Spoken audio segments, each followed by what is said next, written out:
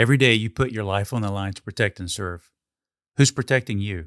United Badges Insurance Services operates as a dedicated resource for the first responder public safety community.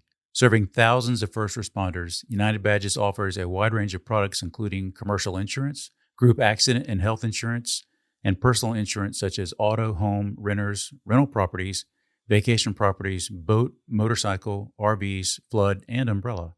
United Badges serves active and retired public safety personnel, public safety agencies, public safety associations, public safety support businesses, and public safety families and friends. Experience the United Badges difference. Call 800-566-5990 or visit unitedbadges.com to request your free insurance quote today. United Badges Insurance Services is a proud strategic partner of the Florida Deputy Sheriff's Association. Applicants are individually underwritten by each respective insurance carrier and subject to insurance policy terms and conditions. Not available in all states. Promotional material for descriptive purposes only.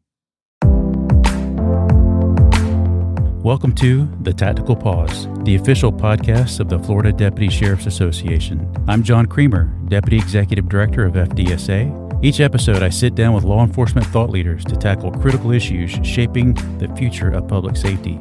Together, we'll explore key topics that empower law enforcement professionals to navigate challenges, lead with confidence, and advance their careers. Take a pause, gain valuable insights, and lead your career with purpose. Thanks for listening.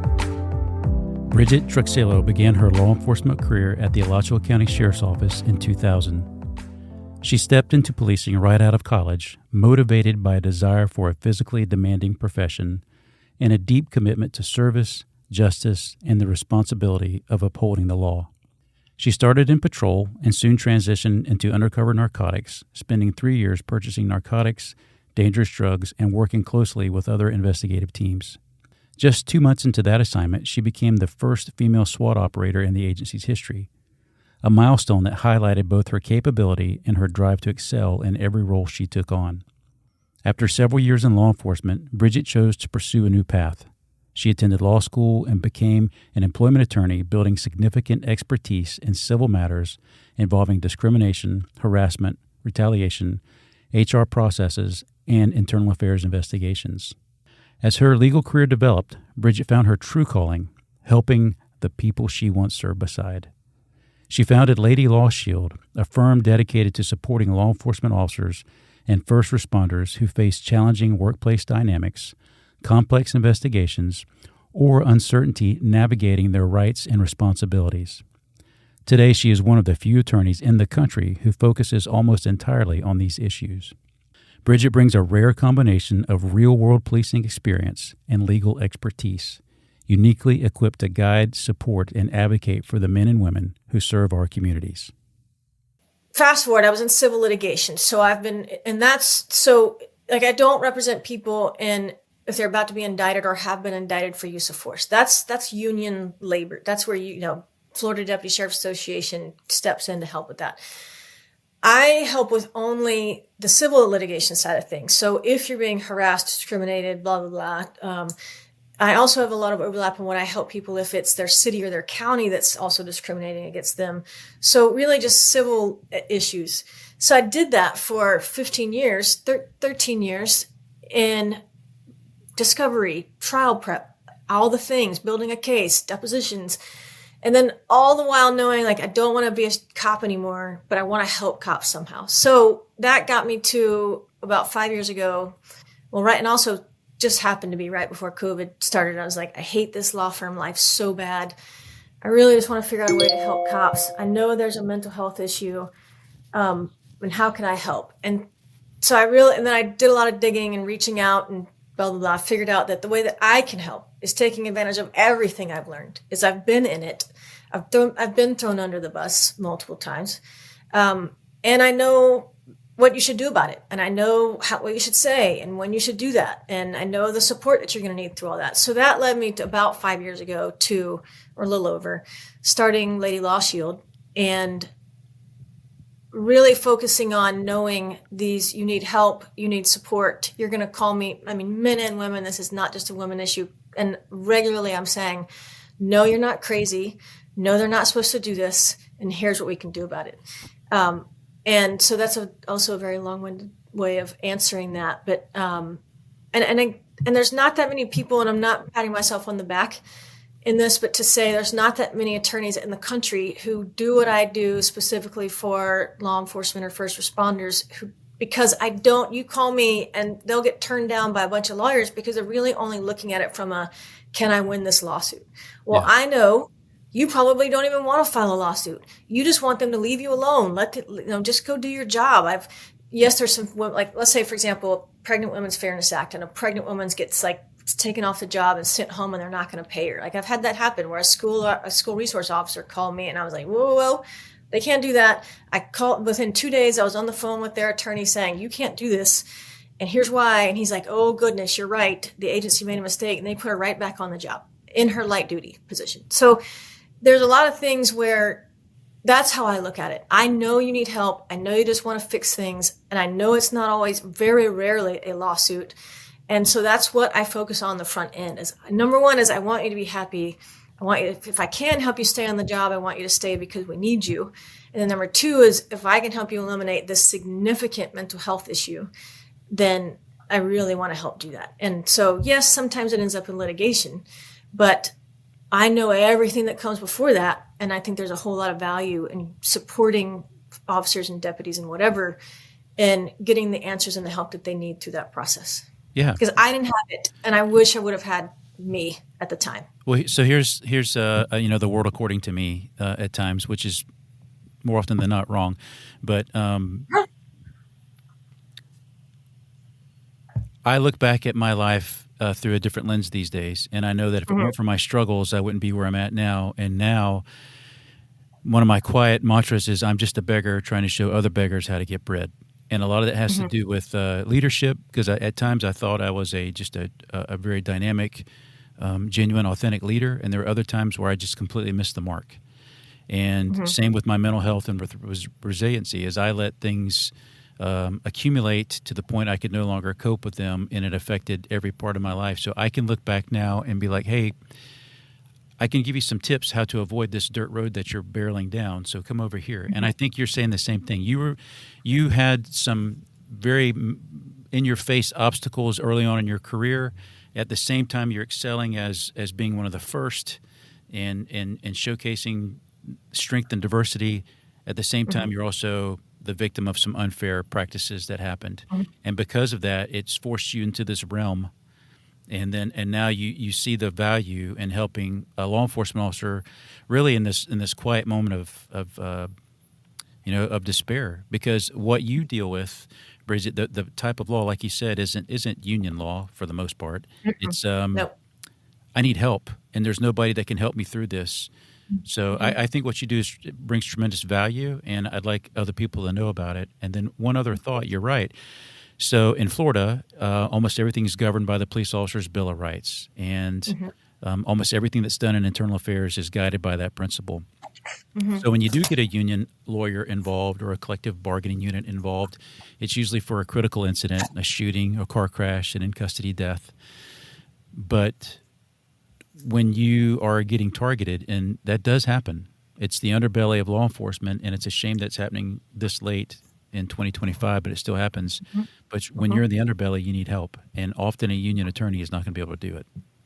So tell me, what are some of the garden variety cases that you get? And they're garden variety to you, but to the rest of us, they're probably shocking. So somebody calls you, what's an example or a couple of examples of why somebody would reach out to you?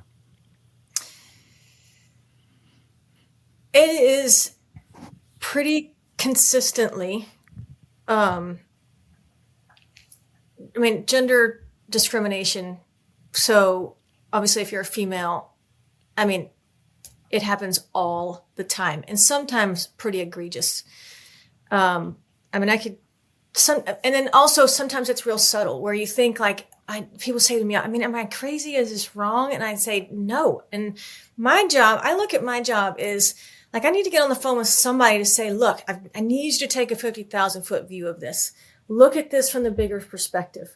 You have an officer who comes back from a critical incident where they got injured. It's not a client of mine, but this one just so happened to happen in Texas. She was hurt. I think it involved had in something, because she came back to work and she was just not, first of all, she probably came back too early, which happens all the time because you're afraid that if I've got to get back or they won't give me my position back or whatever. And that's men and women. She comes back, all of a sudden she's not showing up for work. She'd never done that work. She's late. She'd never done that before. And instead of them saying like, hey, this is not normal. What's going on? I know, significant attitude change. That is a red flag. Please, every supervisor out there, if you all of a sudden have somebody who was having no problems, was not an attitude problem, and all of a sudden is constantly, something is wrong. And it may have nothing to do with work. It could be the mental health toll that the job, and it's affecting them everywhere. I talked to a guy out of Seattle one time. He said, I thought I was fine. And then at about the 10-year phase, I realized I was angry at everybody all the time, including my family. And it starts to show up in ugly ways. But so go back to this female. So they start writing her up, every single thing wrong. I think a couple different internal affairs investigations. She ended up committing suicide and left 2 kids behind.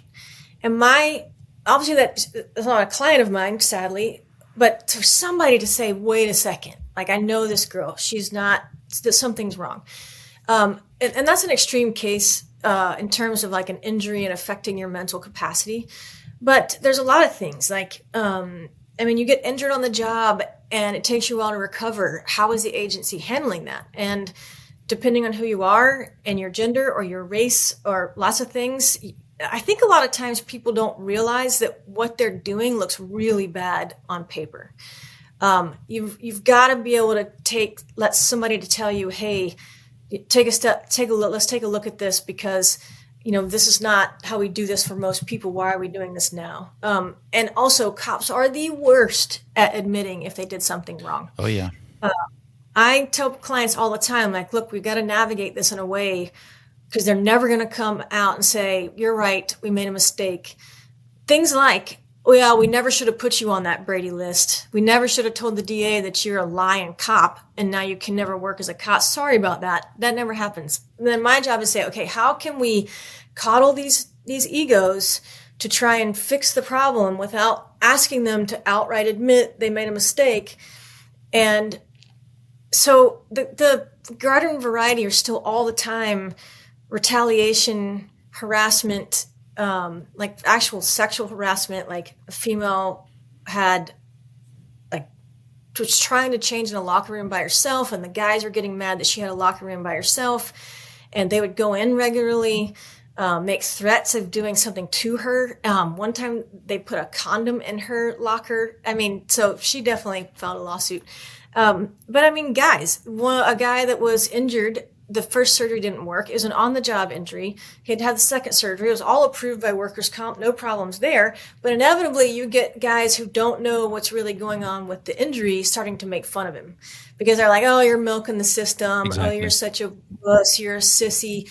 Then they start putting like very inappropriate things in his desk to imply that he's a sissy.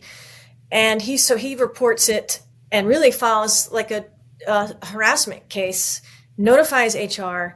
Well, within a month, he's fired because, you've been on light duty too long. We can no longer keep you. Well, they've never done that before. It's a rule. Yes. They've never applied the rule before. So my job is that I call these people and say, but do you really see what's going on here?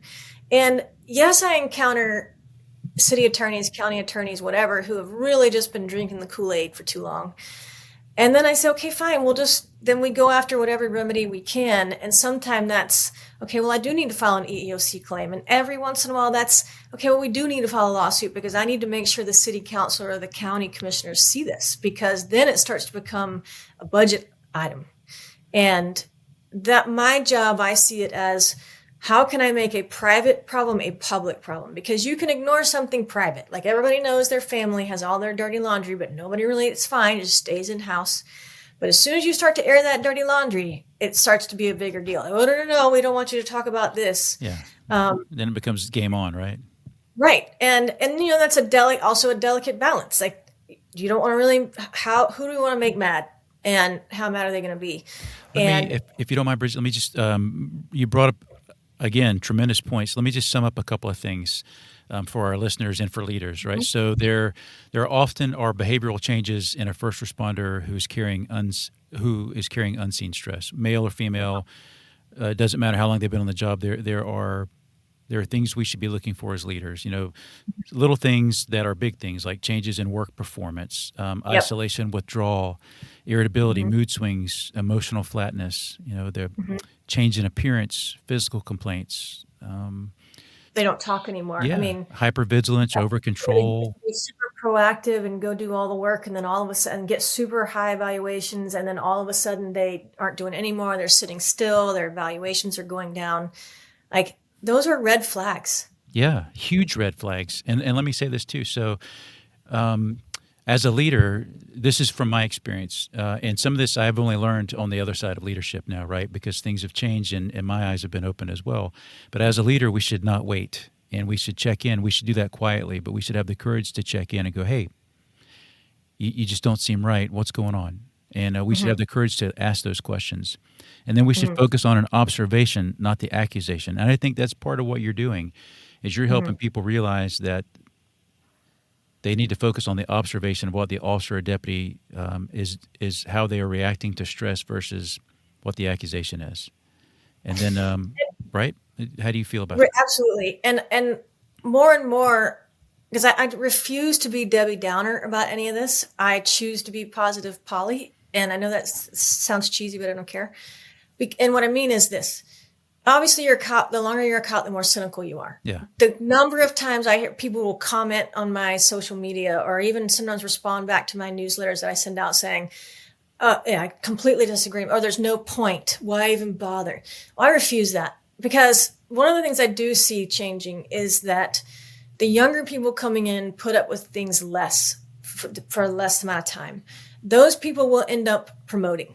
My hope is that they hang on to that unwillingness to put up with things and courage to be able to stand up for what's right.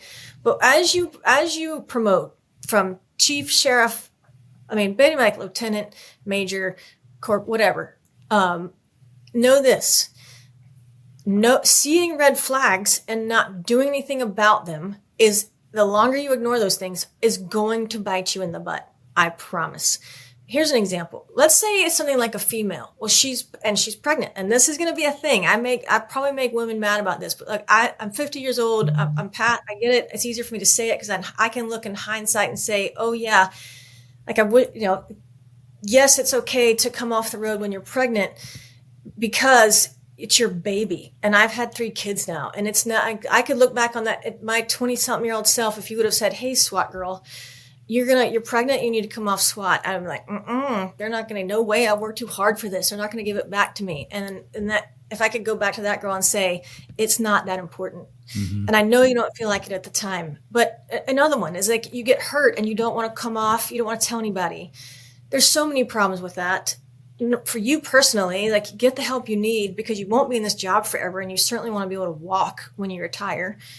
Definitely not be one of those that has a heart attack 3 months later. But from a leadership perspective, if you have a female that's pregnant and is refusing to come off the road, what happens when something happens to her?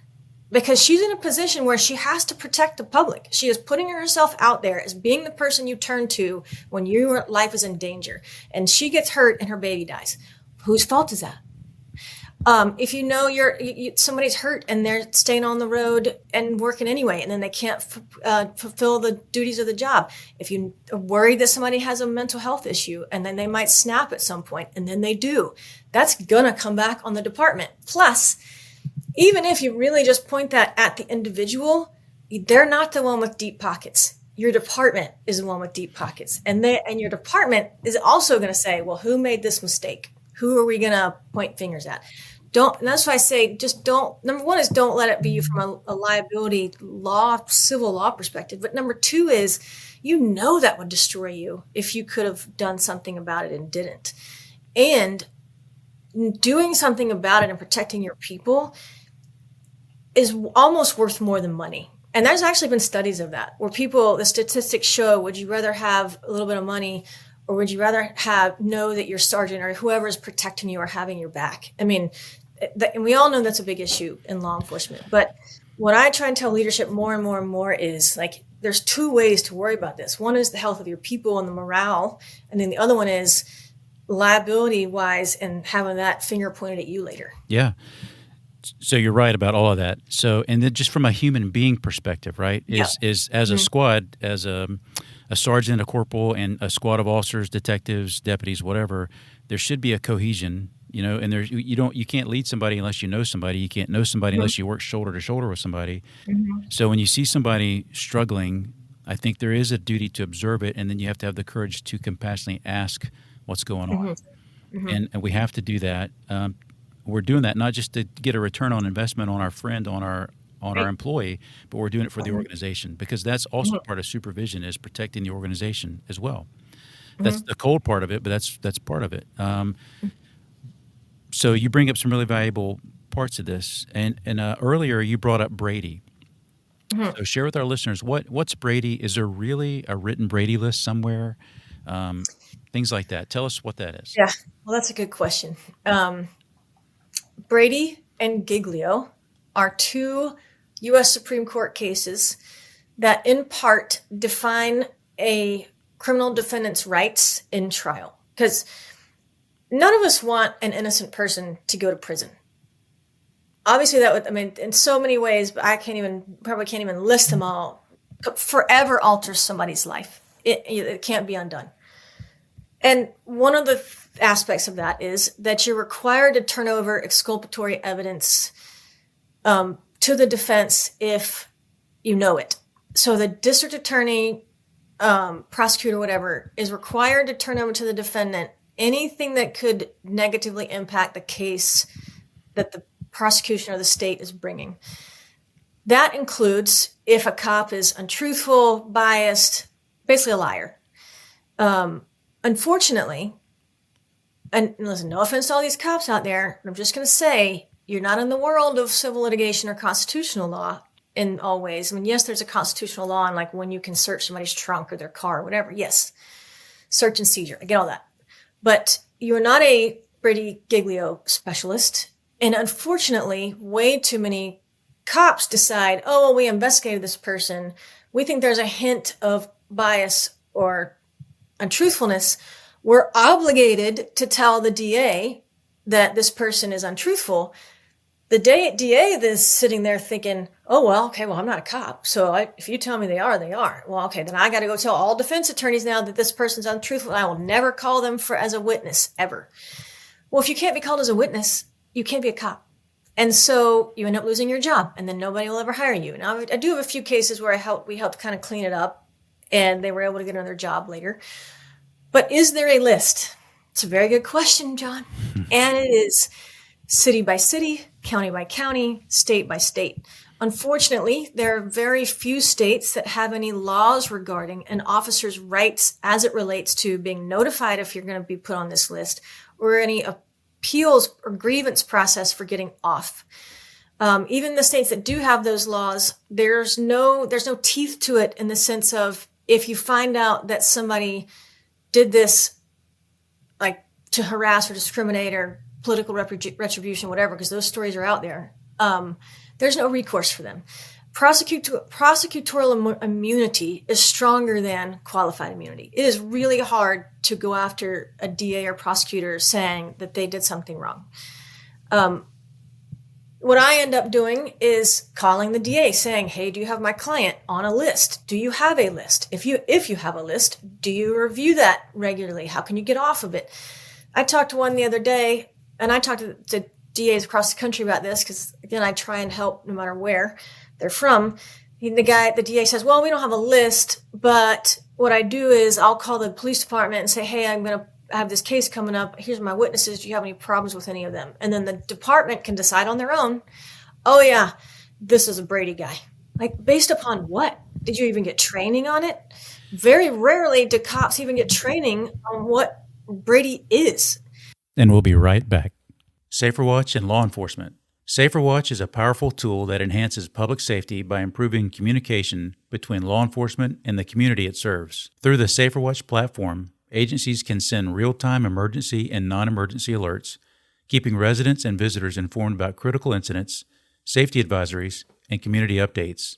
Additionally, SaferWatch allows the public to report crime tips, suspicious activities, and threats, providing law enforcement with valuable intelligence. SaferWatch tips have led to the prevention of school shootings, stopped sexual predators, caught wanted fugitives and burglary suspects, and has even prevented suicides.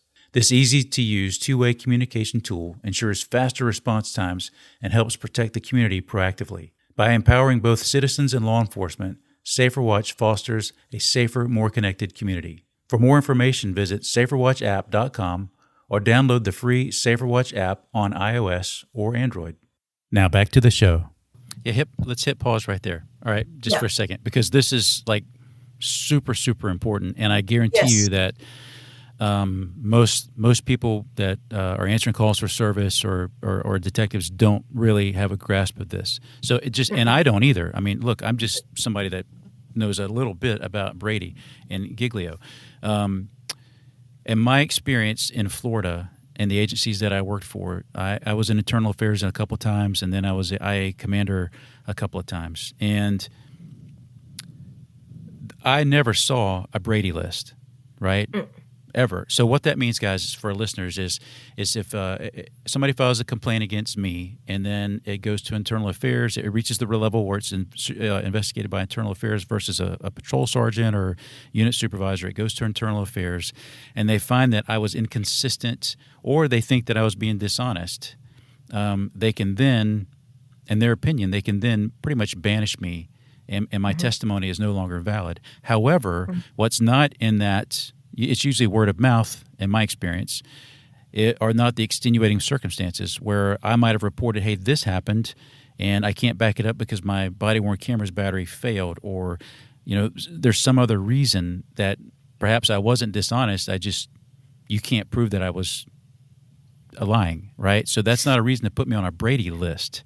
No. So that's what I've seen in my personal experience. And then there's a lot of what's the right word? Keyboard cowboys and stuff that, at least in Florida, that like to pull up and start blogs and forums about Brady cops and dirty cops. And in Florida, they quote the Brady list, but in two different prosecutors, two different states' attorneys, and two different circuits in Florida, I have had a private conversation, and there was no written Brady's list. So tell me your thoughts on what I just shared.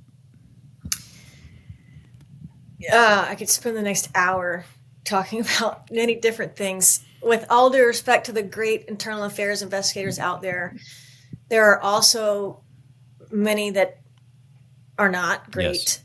And that very much is dependent upon the size of your agency, the resources you've been given, the training you've been given. Like with any other specialty unit, you should get the training that goes along with that, which means hopefully you have taken how do you properly conduct an internal affairs investigation? What are the policies and the procedures or the standard protocol? Because if you come to me and I look at that and say, oh, why did this internal affairs investigator make a medical diagnosis, basically, and that led to him thinking this, like my client was untruthful, when in reality, she was showing significant signs of PTSD, which is well documented in her file, and that he decided he was misdiagnosing her, and then he decided it was untruthful, and then he reported her to the DA. And when you get to the DA's like, well, you got to talk to the police department because they're the one that told me. And then I call the police department, and they say, well, only the DA can do that. I'm like, you turd head, somebody make a decision. So is there a list? Again, it very much depends on the prosecutor's office. I have talked to some that they do have a list. I've talked to some, it's a database and it's on their computer, and some that they review it once a month. And some they'll say, well, as soon as their cases are all gone, we'll take them off. But if ever they become a witness again, we're going to have to let people know that we have a concern. Sometimes it's that they have degrees of Brady issues. There's the top level of, you're so dirty, I can never use you again. And then there's well, we're not sure. We're going to have to look at it on a case-by-case basis. But every cop knows, as soon as that word, Brady or Giglio, gets into your file, first of all, you can never have it taken out, because we all know you can't change what's in your file. And then second, I guess, so it's, first, you can't change it. Second is that once it's there, it's forever a problem. Now, I'll give a lot of of agencies' credit in the interview process is they'll look at it and they'll say, wait, what is this? And they'll look at the facts sometimes, maybe about half the time. They'll look at it and say, oh, okay, well, we'll interview you anyway. But certainly 50% or more of the time, the agency sees it and they're like, sorry, we can't touch you. You're out of the running. Yeah. So I guess what I'd like to focus on in this conversation, for the purposes of that, we keep talking about the executive level or sergeant and above, is to be very, very leery of throwing that label out there and make extra sure you know what you're doing. And I don't care if other people have done it, because you can't unring that bell, and you will, and just so many times. I mean, right now I have people I'm helping out of. I know we're talking about Florida. And yes, I've had people call me from Florida that have these issues. And yes, some of that is retaliation based or discriminatory or, I mean, just so many stupid reasons that they can't come up with anything else. And so they'll throw this untruthfulness label on somebody. But so regardless of whether or not there's a list, it's if that word gets into your paperwork, it's a problem. Yeah. And I would say 99.9% of the time, if it is thrown out there, it's incorrect. It's used incorrectly. Mm-hmm. And then again, for our listeners, so Brady and Giglio, one is about evidence and one is about credibility.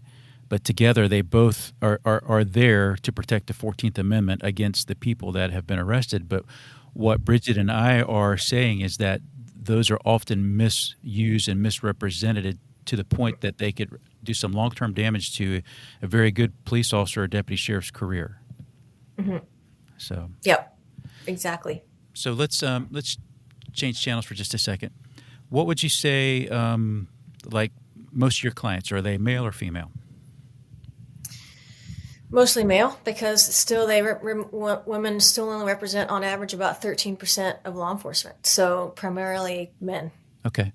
So, which is surprising, right? But I mean, you just gave a great explanation, but most people, I think most listeners would think that you have a large list of female clients. But to your point, the representation is not there. Mm-hmm. But of the males that you see, I mean, some of the things still hold true, like an injury claim, and then somebody going, "Hey, you're milking this. Get back in the mm-hmm. game. You're screwing us because we're short, we're light duty," or somebody's saying, "Hey, I'm struggling here," and they want to make a PTSD claim or some emotional mm-hmm. claim, and then there's the shame that comes from the organization, right? Is that a lot of what your cases might be? So of the men, I'm trying to think of the cases like I right now have age discrimination, race discrimination, religious discrimination. The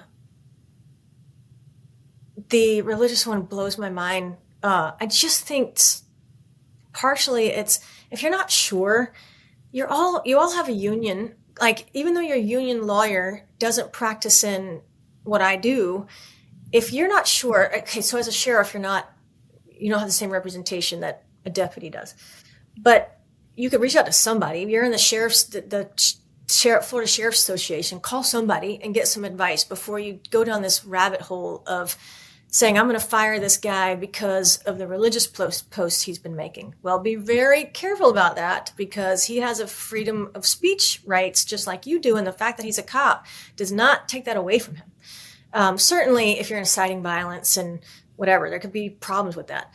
But with men, it's retaliation in many ways. Sometimes it's like kind of sort of whistleblowing related activities. I had a guy who his agency lost 3 long guns. And obviously that's a big deal. Yeah. And the ATF was kind of interested in that. And he was a witness in that. And they retaliated like crazy against him. Okay, you definitely can't do that. And they're very broad. So sometimes it's injury related. Sometimes it's so stupid, we're not going to hire this guy because he's black. And they said it out loud. Like, how can you be that stupid in today's world where there's so many ways you could be recorded and never even know about it? And Florida and Texas are one-party states. So, they don't have to tell you you're being recorded. So and plenty of other states are like that. But anyway, it's rampant in injury, retaliation, or discrimination. Very rarely mental health related, but still I think people are just so scared to come out and get help for a mental health related issue. I did have one of those where a guy saw a really horrible critical incident. He had a hard time recovering from it, and he just wasn't ready, wasn't fit for duty. And part of that was me having a conversation with him, like, look, are you really ready to do this job again?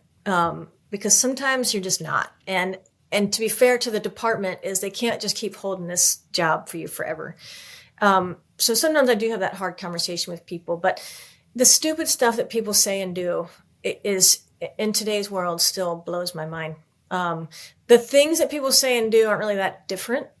I think over the years, it's just that people are becoming less and less prone to put up with it.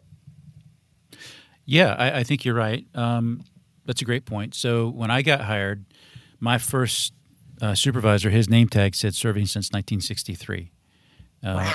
And he had been, he was a Vietnam vet, and he'd been around the block. And then I was just fresh out of Florida State. And I'm like, yes, sir, no, sir. I didn't question anything. He was a deity. There was no, this is how it works. Mm-hmm. And there was never in a million years would I think of going to a lieutenant and going, hey, this person was mean to me or strict or it just even when it was outlandish, you're just like, hey, this is the way it goes. But today's deputies and law enforcement officers are like, hey, flag on the play. You can't treat another human being like that. You can't talk to me like that. You need to explain the why. You need to be professional and help me understand it so I can go forward with my career and be better. So I think we're seeing that. Yes, and I still tell people, this is not a flowery job. You chose hard. You chose a job where people's lives are going to be on the line sometimes.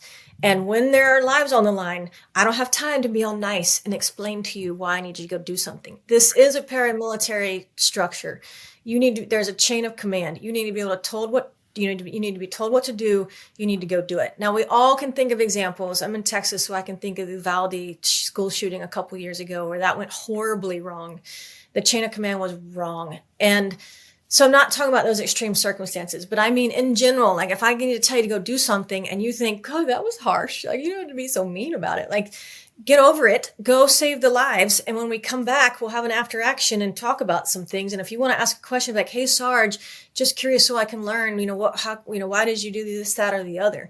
But you don't always have the time in the type of job that we do. And I'll say we just because I used to do it, to explain everything. And that's on purpose. There's a reason why you have, again, chain of command training, do what you need to do and train enough so that you know how to do it when you need to do it without thinking about it, all of that. And I definitely have people sometimes come to me and I say, look, what you're describing to me just means you have a boss that's a jerk. He just has horrible personality, but he's not doing anything illegal. Because being a jerk is not illegal. And you're in a job that attracts some pretty strong personalities. And so, and I say this to not just women, I say it to men too. Like, it seems like your boss is just a jerk. And then sometimes I'll talk through things and it'll come out that, the person's gay or, like there's some other like unseen things. I'm like, oh, okay. Well, are they treating you this way because of X? And they're like, yeah, because they don't treat blah, blah, blah. I'm like, well, you should have said that first. Mm-hmm. But it's not illegal. It's not illegal to be mean. It's not illegal to be a jerk. States like Florida, you could come in and say, man, I really hate anybody. I refuse to work with anybody that has a white shirt with a button at the top, like John has on right now. That's not illegal. It is illegal if you say because it's a white dude wearing it, or because he's Jewish, or because he's pregnant. Not he, but that's a whole different topic. You mean. Yeah. Do you know what I'm saying? Well, to your point too, so, going back to, like you said, law enforcement, we're going to bend some metal. And somebody might get hurt sometimes. There's a time and a place to explain to the troops, here's why we're doing this, here's the expected outcomes, here's what could go wrong. There's also a time and a place, go do this because I said it, and go do it now. I'll tell you about it later. And we have to have thick enough skin to realize now's not the time to ask a question. And then as a leader, I need to come back later and do an after action. At least we need to, at the end of the scenario or the incident, hey, let me just tell you, here's what transpired, here's why I said this, here's why I directed that, because I have a different level of observation. Here's why we did it. I think that would meet in the middle. And to your point too, this is what I used to say when I was in internal affairs. is we had this agency I work for. There was a trend of people filing hostile work environment claims against lieutenants and above, and by definition, it was not a hostile work environment. The lieutenant was an asshole, right? And there's not a policy that says you can't be an asshole. There's a policy that says you have to operate in these means, but you don't have to be warm and fuzzy and bring puppies and more milk to a briefing. But this guy was an asshole, and the allegations against him were unfounded. He did not create a hostile work environment, and that's also important to note as well. So you're bringing out some good clarity on that. And I mean, I had a sergeant who had really weird social skills. It also made him an excellent investigator because he did not feel the need to fill space in conversation. Like if there was nothing to be said, he wasn't going to say anything. Or I'd ask him a question and he would say anything. And I'm like, Sarge. And really he was thinking. And I was going to get an answer. So I just learned that I'd ask him a question and I would just stand and wait while I thought about it. Because he didn't feel the need to talk it through. He was going to think and he would give me an answer. And he was pretty fair about what he did. In investigations, you ask somebody a question and you leave the silence there because eventually, people will, hang themselves. I don't mean that literally, but you know what I'm saying. Well, they rush in to fill that pause in a communication. Right. Yeah. Right. People will get worried about it anyway. And I didn't always like what he said or did, but he was always fair about it. Of course, he was one of those, like, he never yelled, he never cussed, he never treated people poorly. I didn't always like what he said, but he wasn't discriminating against me and his decisions. But that doesn't mean it can happen, and it does happen. Don't, here's a tip. Don't say something like, I refuse to work with women. I'm going to tell you right now, that's going to get you in trouble. Or anything of the sort. Don't say, I will not work with that guy, he's too old. Even if you think let's say he's gotten old, let's say he's injured, let's say he's no longer fit to do the job. Be real careful about how you say things like that. If you say he's just too old, and if you're a supervisor and you write that down, oh goodness gracious, don't do that. Yeah. There can be a basis for saying someone's not fit for the job. Maybe that you do suspect they have a mental health issue and there's some decline and they're not able to make decisions as quickly as they used to, because this is a split decision-making job. And everybody, including the people you protect, the community, wants to be able to rely on you for doing that, to be able to do that. And if there's a mental health issue, then we need to address that. Your family wants you to address that. Just like I know my husband would not have wanted me to stay on SWAT team when I was pregnant with any of my kids, and that wasn't a cop then, so that wasn't an issue. Your wife, your husband wants you to be able to come home at night. And if there are issues, and especially as a spouse, you don't do the job, and you rely on the people that your spouse works with to know if things are right or wrong. And definitely spouses know, especially wives, know something's wrong. And to say wife, to some a wife, but I'm sure husbands, maybe you have that ability. I don't know. Maybe you're clairvoyant also. But anyway, you want to be able to know if things are wrong and to be called out on it, and just, the stupid things people say and do just blows my mind. Even guys, Hispanics get a lot of stupid comments. And like one comment one time that is wrong and probably illegal is not going to make a case. It's not going to be something that's really going to make it through an EEOC process. And that's why this is why I come in handy, because I will say, and you must still report it. Because you can't fix what you don't know. Like, if you don't know it's broken, you can't fix it. And I would guarantee that there's a lot of really good supervisors and out there that want to know if somebody's saying something that's stupid. Making Hispanic jokes about, like, oh, you're the taco, just stupid stuff. Like, and also there's banter. Like, there's banter, and then there's things that, it can definitely cross the line. Yeah, real quick. Courts are definitely right now, courts are leaning towards, is this banter or is this illegal? They don't like the hostile work environment claims right now. So, again, I still talk to people about it all the time, and we talk through the issues, and there's usually something else there that we could hang our hat on to report and make a claim about.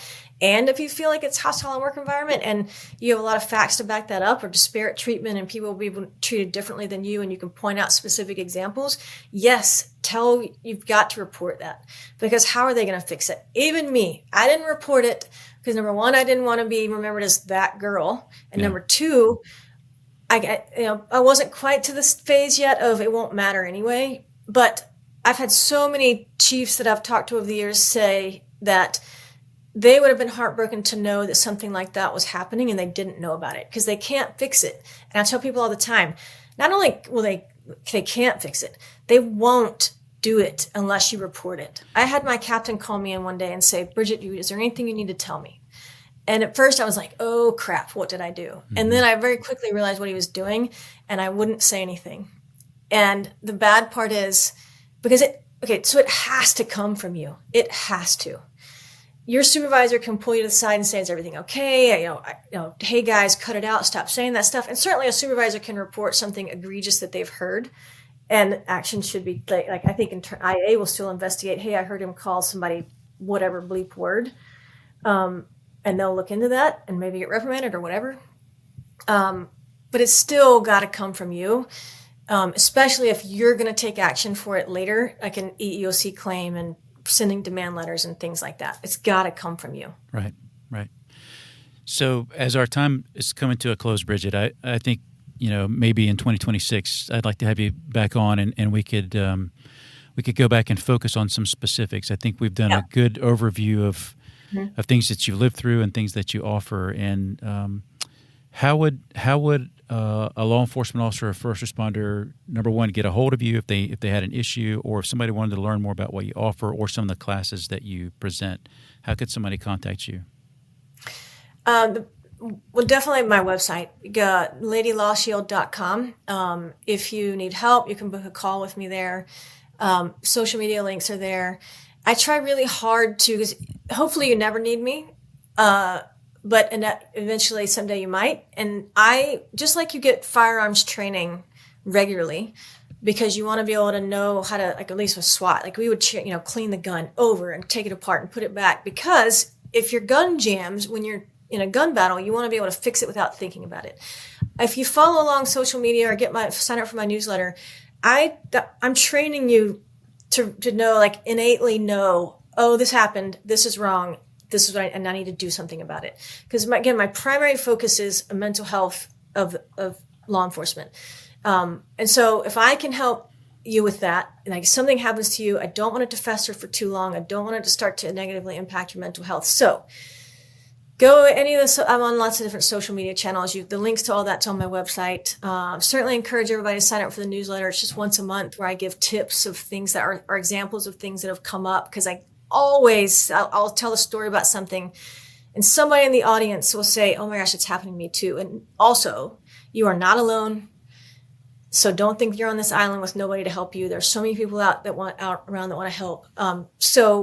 And then I definitely speak at conferences. I do trainings on, like, either from a supervisor perspective, what should you do? How do you protect yourself? What are the things you should know? When it happens, how do you report it? And just tips like, how do you report this?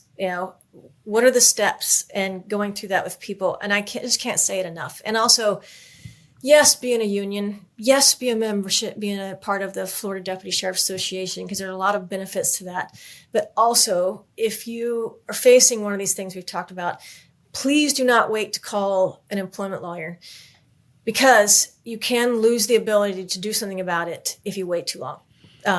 So I always tell people, if you need me, don't wait. Just go ahead and book a call or find somebody and get their advice so that you can know when you need to do something by and how to do that. Perfect. And look, Bridget, I'd really like to thank you for. I'm glad we reached out. And for the record, you and I have spoken several times over the last few weeks, and there's just lots of rabbit holes we could go down together that I think are fascinating as well. But thank you for being on today. You do bring a rare combination of law enforcement background and your legal expertise, and I think our audience of first responders needs clear and practical guidance on wellness, leadership, and career protection. especially around internal affairs investigations, Giglio, Brady, and the other employment law issues that you brought up. So your voice, I think, is going to help give clarity and hope in this area where most officers feel unprepared and frankly unprotected. Yep. So, and thank you for saying that, because if I achieve nothing but making sure that they have hope, if I can achieve that, then I've succeeded. So, good. Yeah. Well, the last thing I'd like to say too is this is one of the strongest things I think that we talked about so far is this leadership truth is unseen stress rarely starts as a disciplinary issue. It starts as a wellness issue. If leaders can catch it early, then they can change their career and sometimes save a life. Yeah, for sure. Thank you for listening to The Tactical Pause, the official podcast of the Florida Deputy Sheriff's Association. FDSA proudly serves over 25,000 deputy sheriffs across the state with legal benefits, vital training, and financial assistance in times of need. You can listen to previous episodes at fldeputysheriffs.org or wherever you get your podcasts. If you've enjoyed the show, please leave us a review and encourage your friends, coworkers, and those in the law enforcement community to listen as well. To learn more about the Florida Deputy Sheriff's Association and how we serve those who serve, visit our website at fldeputysheriffs.org.